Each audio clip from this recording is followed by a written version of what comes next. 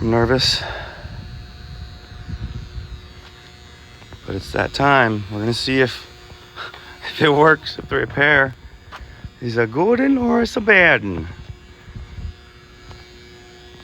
I'm like 95% sure.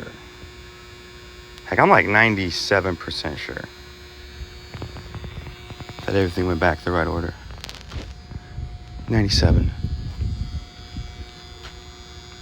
The only reason I'm not 100% is because I had some pictures of the two plugs behind my ignition coil. I think that's what that is. I'm not 100%. But, because that's my distributor. I'm not positive. But yeah, there was a black and a gray plug.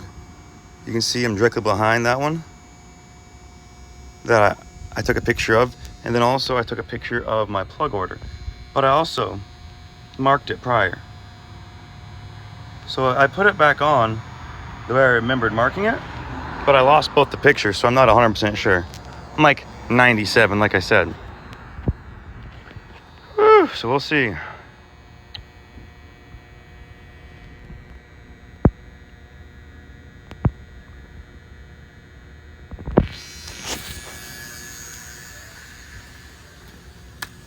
Dear God, I pray that this went successful.